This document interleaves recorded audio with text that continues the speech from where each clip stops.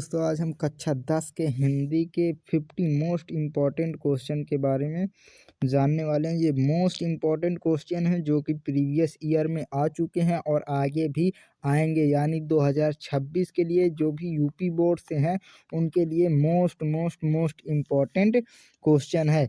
सबसे पहला क्वेश्चन देख लेते हैं। पहला क्वेश्चन है, बादल की मृत्यु किसकी रचना है? तो इसका राइट ऑप्शन हो जाएगा राजकुमार वर्मा। राजकुमार वर्मा, बादल की मृत्यु राजकुमार वर्मा की रचना है। अगला क्वेश्चन को देख लेते हैं। अगला क्वेश्चन है, महके आंगन चहके द्वार के लेखक हैं। मोस्ट इम्पॉर्टेंट क्वेश्चन है। इसका राइट ऑप्शन हो जाएगा कन्हैयालाल मिश्र प्रभाकर। कन्हैयालाल मिश्र प्रभाकर महके आंगन चहके द्वार के लेखक हैं। अगला क्वेश्चन को देख लेते हैं। अगला क्वेश्चन है, शेखर एक जीवनी के लेखक हैं। शेखर एक जीवनी के लेखक हैं तो अज्ञेय शेखर एक जीवनी के लेखक अज्ञेय हैं।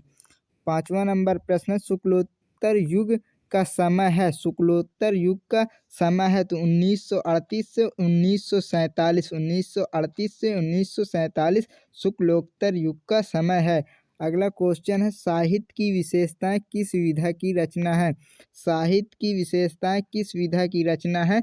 तो निबंध साहित्य की विशेषताएं निबंध विधा की रचना है।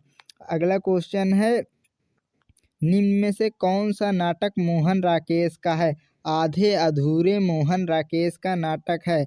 अगला क्वेश्चन है, गंगा लहरी किसकी रचना है? गंगा लहरी पद्माकर की रचना है। गंगा लहरी जो है वो पद्माकर की रचना है। अगला क्वेश्चन है, बिहारी ने किस भाषा में काव्य रचना की? तो सीधी ब्रज भाषा ने बिहारी ने ब्रज भाषा में काव्य की रचना की। अगला क्वेश्चन है 10 नंबर, निम्न में से कौन सी रचना कवि भूषण की नहीं है? कौन के रामचंद्रिका नहीं है जो कि केशव दास की है।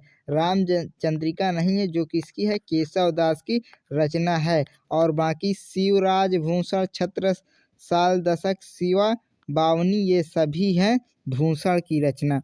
अगला क्वेश्चन को देख लेते हैं। अगला 11 नंबर प्रश्न है, द्विवेदी युग का नाम किसके नाम पर पड़ा? द्विवेदी युग का नाम किसके नाम पर? तो महावीर प्रसाद स्वामी। महावीर प्रसाद स्वामी के नाम पर द्विवेदी के युग का नाम महावीर प्रसाद द्विवेदी नाम से पड़ा।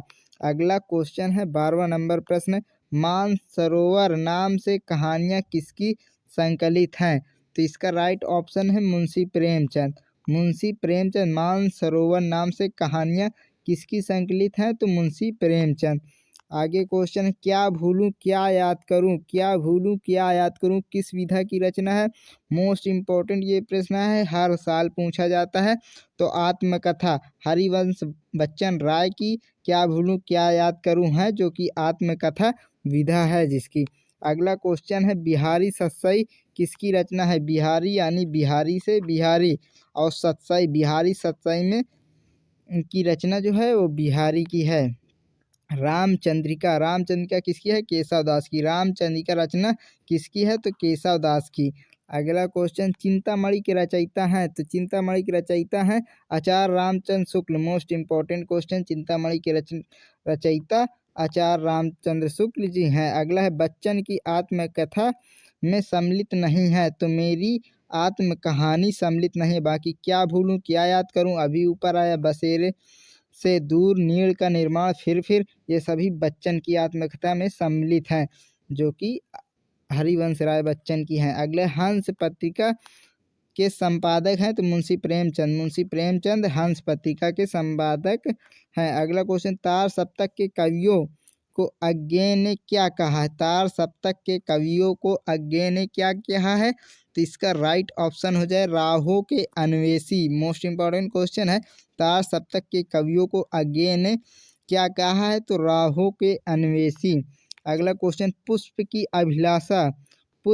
अभिलाषा किस काव्य से संग्रह से ली गई है? पुष्प की अभिलाषा किस काव्य संग्रह से ली गई है? तो युग चारण यानी बी नंबर इसका राइट हो जाएगा। अगला क्वेश्चन, दूसरा तार सप्तक 1951 में प्रकाशित हुआ। ए राइट है, यानी 1951 में दूसरा तार सप्तक प्रकाशित। हम तार सप्तक कब प्रकाशित हुआ? तो इसका राइट ऑप्शन 1943 1943 तार सप्तक कब प्रकाशित हुआ? तृतीय तीसरा तार सप्तक कब प्रकाशित हुआ? तो 1959 में तीसरा तार सप्तक प्रकाशित हुआ। अगला क्वेश्चन है, प्रश्न है, पुष्प की अभिलाषा कविता के कवि हैं? पुष्प की अभिलाषा कविता के कवि हैं माखनलाल चतुर्वेदी। पुष्प की अभिलाषा के कवि माखनलाल चतुर्वेदी जी हैं। अगला क्वेश्चन है, रश्मिरथी की रचयिता हैं? तो रामधारी सिंह दिनकर रश्मिरथी के रचयिता हैं। अगला क्वेश्चन, कामायनी के रचयिता हैं?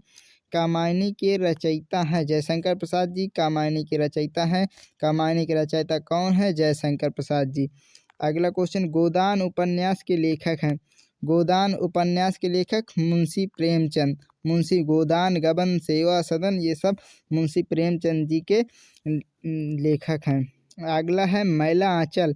मैला आंचल के लेखक हैं? तो फणीश्वर नाथ रेणु। फणीश्वर नाथ रेणु मैला आंचल के लेखक कौन है? फणीश्वर नाथ रेणु। अगला क्वेश्चन है, परिमल। परिमल काव्य संग्रह के रचयिता हैं? परिमल काव्य संग्रह के रचयिता हैं? तो परिमल काव्य संग्रह के रचयिता सूर्यकांत। अगला क्वेश्चन है, भारत भारती के लेखक हैं? भारत भारती के लेखक हैं? भारत भारती के लेखक हैं मैथिली शरण गुप्त। मैथिली शरण गुप्त भारत भारती के लेखक हैं मैथिली शरण गुप्त। अगला है, निराला का वास्तविक नाम है? सूर्यकांत त्रिपाठी। सूर्यकांत त्रिपाठी। निराला का वास्तविक नाम है सूर्यकांत त्रिपाठी। अगला है, अज्ञेय का वास्तविक नाम है यानी अज्ञेय का पूरा नाम है? सच्चिदानंद हिरानंद वात्सल्य अज्ञेय। सच्चिदानंद हिरानंद वात्सल्य अज्ञेय। अज्ञेय का पूरा नाम है। अगला क्वेश्चन है, मधुशाला के रचयिता हैं? मधुशाला के रचयिता हैं राय बच्चन। हरिवंश राय बच्चन मधुशाला के रचयिता है। मधुशाला के रचयिता हरिवंश राय बच्चन है। अगला क्वेश्चन है, गीतांजलि के रचयिता हैं? गीतांजलि के रचयिता है रविन्द्रनाथ टैगोर। गीतांजलि के रचयिता रविन्द्रनाथ टैगोर जी हैं। अगला है, झांसी की रानी कविता के रचयिता हैं? झांसी की रानी कविता के रचयिता हैं सुभद्रा कुमारी चौहान। सुभद्रा कुमारी चौहान। अगला को, साकेत के रचयिता हैं? साकेत। साकेत के रचयिता हैं मैथिली शरण गुप्त जी। साकेत के रचयिता मैथिली शरण गुप्त जी हैं। पंचवटी। पंचवटी काव्य के रचयिता हैं? पंचवटी काव्य के कौन रचयिता हैं? तो मैथिली शरण गुप्त जी पंचवटी के रचयिता हैं। अगला, यामा। यामा यानी महादेवी वर्मा जी का है। यामा काव्य संग्रह के रचयिता हैं महादेवी वर्मा जी हैं। अगला क्वेश्चन,